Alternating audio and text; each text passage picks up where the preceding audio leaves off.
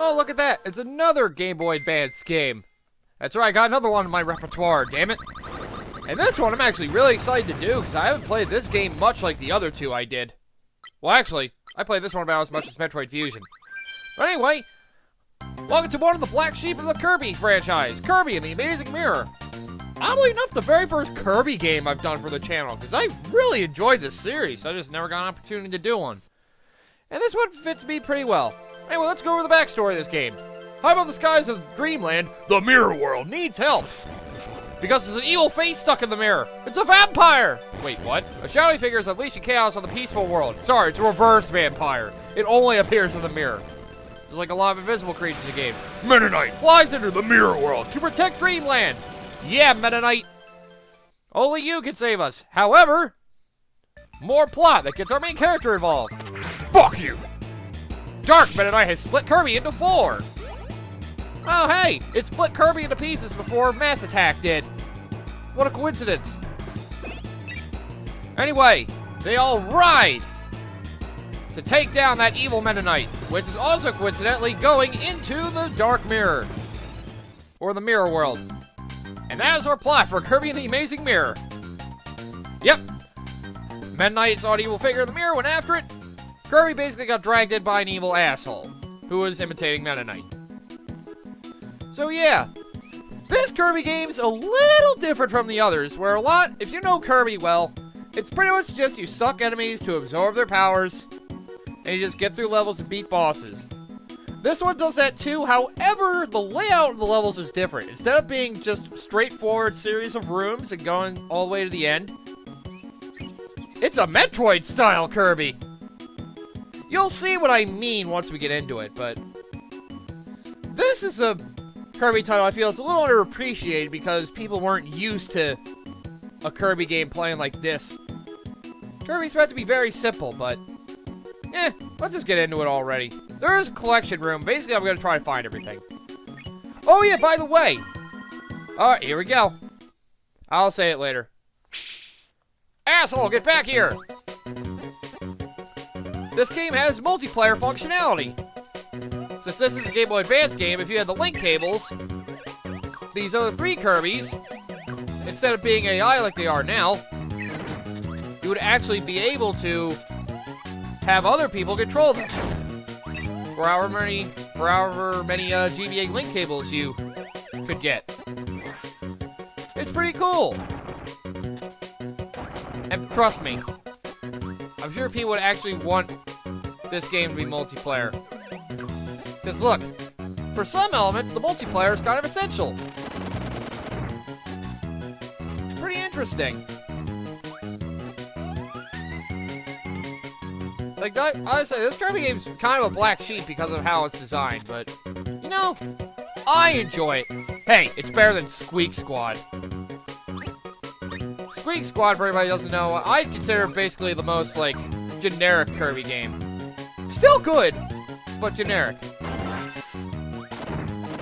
This one happens to play a bit like, it plays like Nightmare in Dreamland a little bit. Well, maybe a little more advanced. I still find the game to be very good. In fact, this game is probably like the best boss fights amongst the Kirby, maybe not the very best, but on average the best boss fights amongst the Kirby games. I'm gonna go burning! Or fireball as some people may know it. So, I had to look for these maps. Oh, crap, wrong button. I hit plus. Well, I can get a discretion on power. Flaming tackle time! Who's gonna stop me? If I do select, I can look at the world map as well as nothing. Okay, I guess that's not yet. Let's go in here. So, you can hold L to start over if you need to. Yeah, I forgot to mention that's what the batteries are for. Oh no, the batteries are for R. You can basically get your teammates to come over to where you are if you need help. Pretty interesting. Oh, looks like the 2 Meta Knights have met. No! Our Meta Knight's been defeated! Oh, shit. Ah, you monster! Let's collect the shards of that mirror to get Meta Knight back. Dark Kirby! Yo! So, Those must be the Dark Mirror World duplicates. Interesting. So I see I'm gonna have some doppelgangers to kick down, huh? Why am I not surprised? So the only way we can go is this way for now. Let's see. Did it change the thing yet? Yep. See this map? It feels a little Metroidvania. Well, you can't tell right now, but it's a very Metroidvania kind of map. This is a reason multiplayer would be helpful. If you want to get the game done quickly, you could have all 4 of the players split off and, you know, take their own route so you can cover more of the map quickly. However, since this is the Wii U version and I don't really have the multiplayer capabilities either way, we're going to be going through the whole map together by myself, if that makes any sense.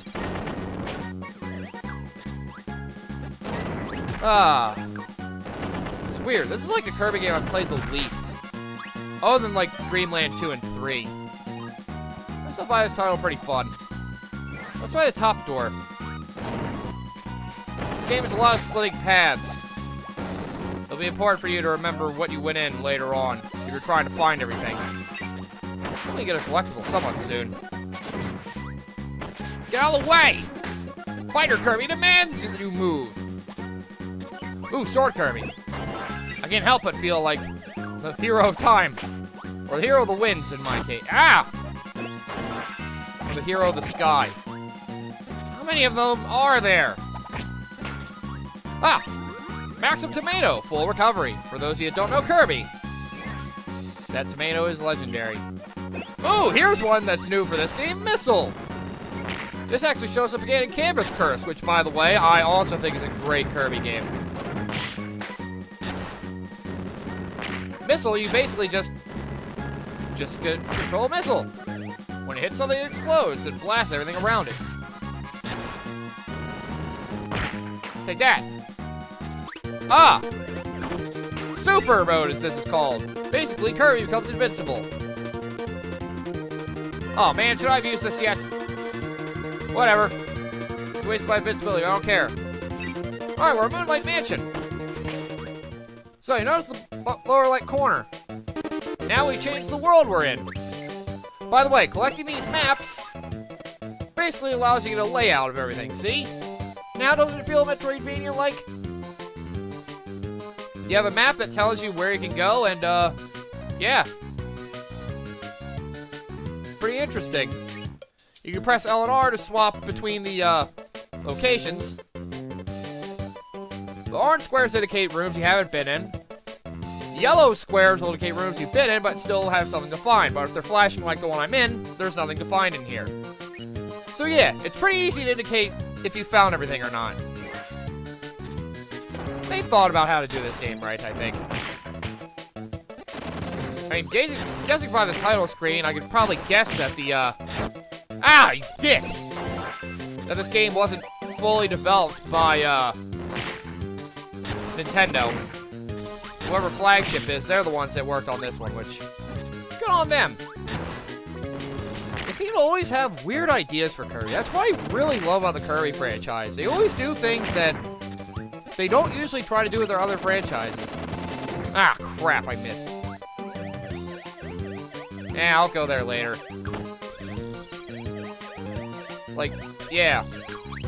I don't know how many people know that I praised Kirby a lot over the years for how unique his series can be. But yeah, I really like the Kirby franchise. Just because there's so many ideas. And still, the odd thing is, when Nintendo makes a Kirby game, they still stick to the same formula. Pretty much just make it a platform of him sucking up enemies' abilities for powers. Frickin' sadistic bastard. And yeah, that's Kirby in a nutshell. Kinda messed up. But that's what makes Kirby great. Just the unique idea of just using your own enemies' powers against them and other enemies. I love the concept, as I'm sure plenty of other people do. Oh god. This is gonna be tough. Ah, damn it! easier if I was coming from the other end. Ah, damn it! The way they do secrets in Kirby games can be kind of good too. Let's see if I can nail this. Ha ha! Damn it! That was dumb. Well, I learned my lesson. Don't be an idiot. Ha ha! I could have done that much more easily. Yeah, this Kirby... Man. I can tell when I run out of things to say, because I repeat the same statement over and over again. Oh! Okay! Okay, we got sparks on the ground. Do you mind? I'm trying to live. Get out of the way! This Kirby game probably does have, like, more ideas than any of the others I've seen, though. At least it's, like, layout of the land and stuff and enemies. Ah! Damn it! Now my girlfriend's gonna be angry at me! She sees this on my face. What have you done to me, you monster? Ah! And nearly dead. Back off. No! I just got to the switch, you monster! Oh my god. I am playing like shit. Oh, I'll say this. Another thing that's known about the Kirby franchise. I said a lot of the stuff is also very similar to in between each game. A lot of the Kirby games also happen to generally be easy. I'll just say this right now. This game might be an exception. I mean, you could just say I suck, which, well, I couldn't blame you if you did say that. But this game can actually be pretty difficult. Like I said, this game has some of the most unique boss fights in the franchise. Some of which are also quite hard. I know one of them I'm really looking forward to. For anybody that knows this game might know which one I'm talking about. So I hit the switch that opens this door. Where does this door lead to? It's a weird little wind shaft takes you to World 6. That I unfortunately can't go into yet. Or Area 6, as it's called. Oh yeah, a nice little touch about the Kirby franchise generally. You notice how the worlds have like alliteration in them, like Moonlight Mansion for this one. Area 6 was Olive Ocean. It's just a weird little thing they like to do with Kirby games and the worlds they're in. Yeah, that's all I had to say. Sorry, I'm a little tired. I spent yesterday exercising a lot, so I'm a little exhausted. I should have prepared a little better. So, ow! Get out of the way! I should have been more prepared for today, but, well, I wanted to get this recorded. I probably should have done this instead of Wario World again. Because then I could have had something to complete the Game Boy Advance trilogy. Would have been interesting, at least. At least if I do say so myself. Okay, we're heading towards a goal. I'll show you what this is about. Well, let's get there first. Oh, stone, one of my favorite powers. Basically, just be invincible and plow through everything. In a way, it's kind of broken. But that's why I love it. It's very useful for boss rushes in most Kirby games. Definitely one of my favorite powers. Just be careful, you can't move while you're in this, so make sure you're safe when you get out. You may have to manipulate a few things for it to go your way. Okay, so a lot of the goals typically have a mini-boss before you can get in there. Batfire is one of these bosses. Or Bat of Fire, rather. This annoying fire bat asshole. I hate this guy. But he's actually not that bad. And don't forget, you usually want to absorb bosses for their powers.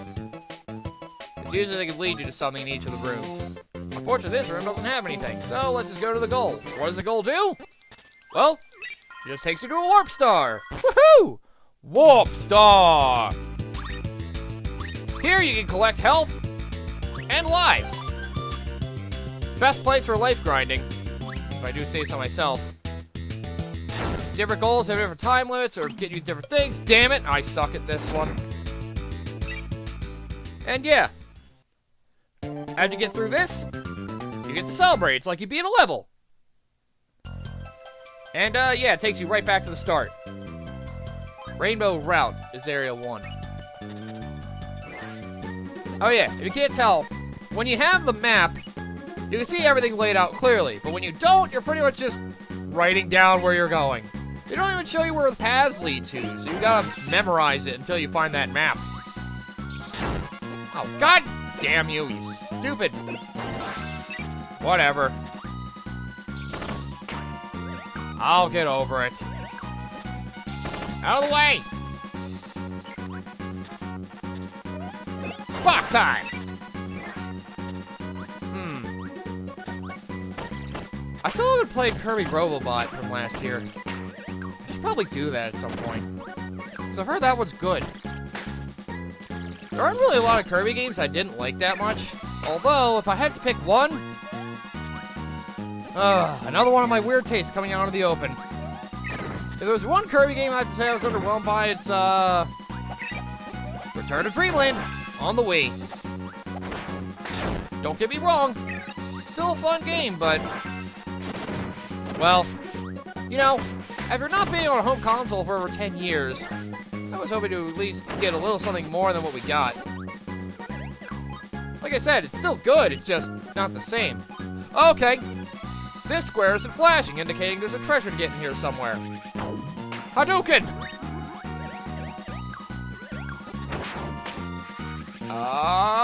Shingo Hadouken!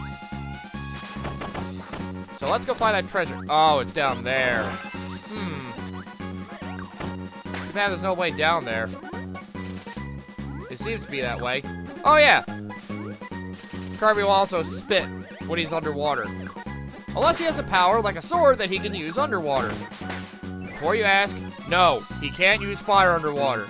That would be stupid. Come on.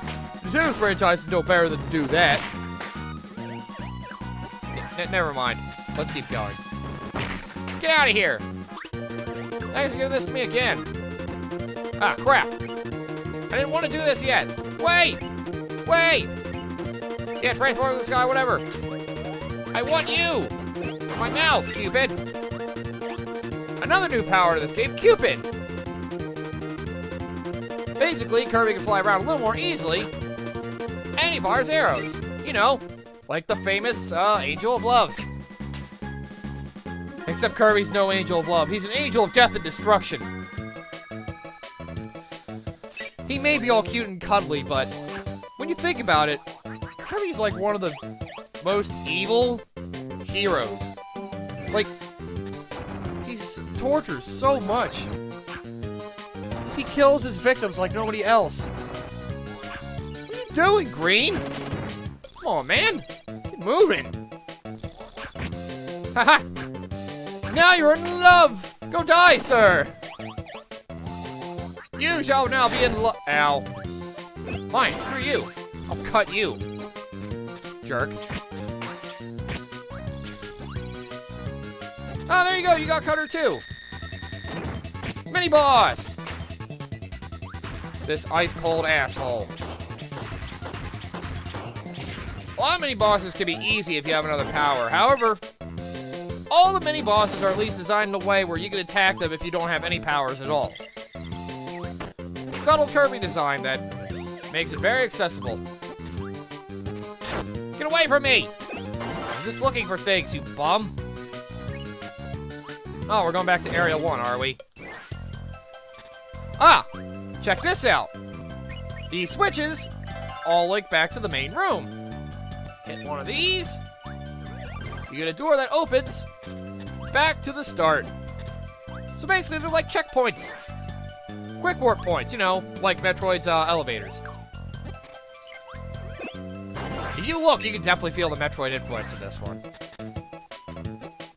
Which is probably why I like this one more than the others. I mean, it's not my favorite Kirby game. I probably put it like I might put it in my top 5, though. Yeah, I'd put it in my top 5. You know, under the oh, that was a fake block. I didn't even notice. It's probably under the likes of Kirby 64, Kirby Superstar, Kirby's Adventure. There might be another one above it. I don't know, though. While this is definitely different from most Kirby games, it has a very unique feeling to it. Hey, you tried to suck me up. I don't like that. Hang on. Shinku Hadouken! I just wanted to do that once. Oh, right. Some of these things are traps, by the way. If you're trying to get to a particular room, you don't want to go too destructive happy, or else you won't be able to go there. The game's a big jerk about that. Huh, how do I get down there? I guess we'll figure it out. See, look, now if I hit it, see, now it has a wall that blocks the way.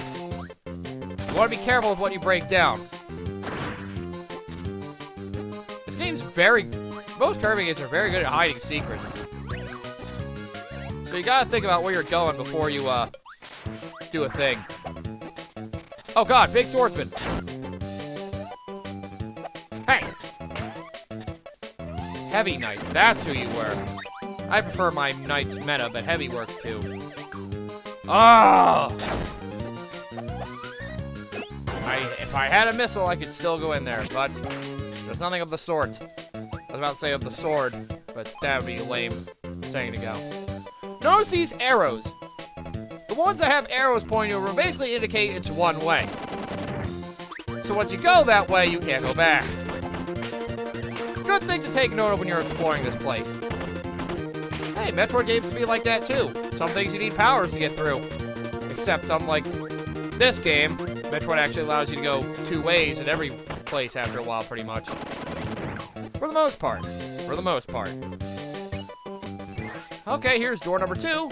For maximum tomato I don't need. Now there's pretty much the 3rd door, however we get to that. We're alternate paths to everything. Oh, hey, Red! Oh, I never mentioned the upper left corner that shows the battery power and, the partners that aren't in the room you're in, as well as the powers they have equipped.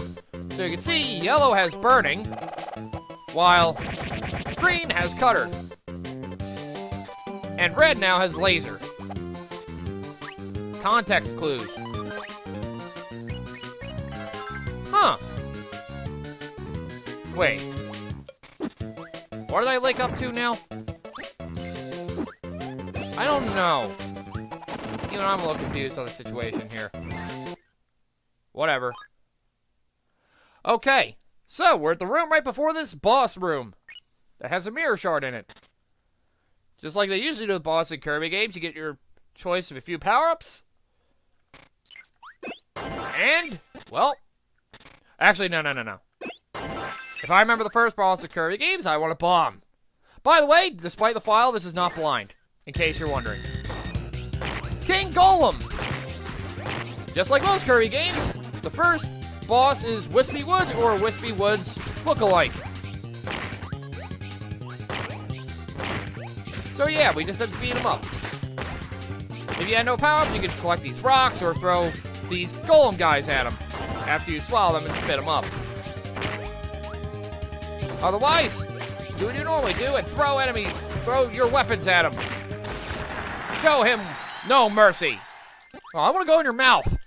Eat the bomb. Eat the bomb. Eat the bomb. Man, Whispy Woods lookalikes always get this abuse. And Whispy Woods as well. But that's what happens when you mess with Kirby. He'll murder everything you love. He gives you a reason to hate him despite how cute he is. Look at this facade. You're a monster. Anyway, yeah. Oh yeah, so this thing I unlocked. Oddly enough, this switch takes me to, somewhere on Rainbow Route that I haven't been to before. And also gives me the map for Rainbow Route. Oh yeah, if I go here, check it out.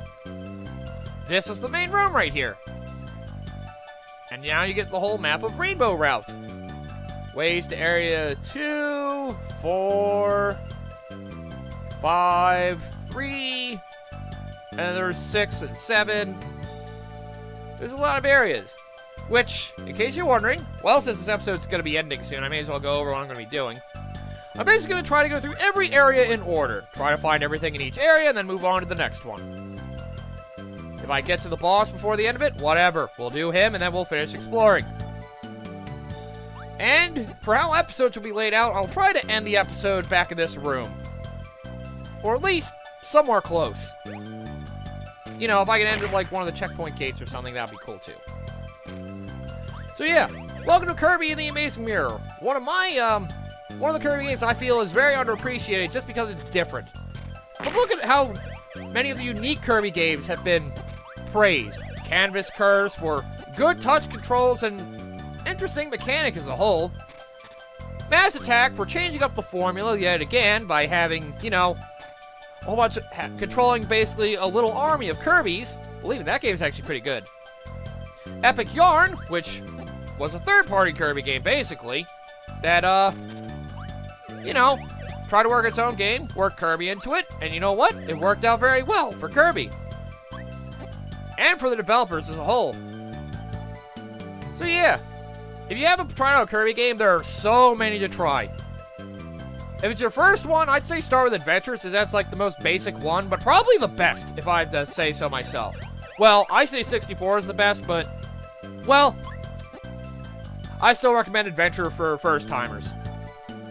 Anyway, see you guys next time for when we explore more of Moonlight Mansion, get everything there, and then move on to whatever Area 3 is. There's lots of this game, surprisingly, so, yeah. Hope you all are going to enjoy it like I am already. Oh, so much Metroidvania. I have an addiction, don't I?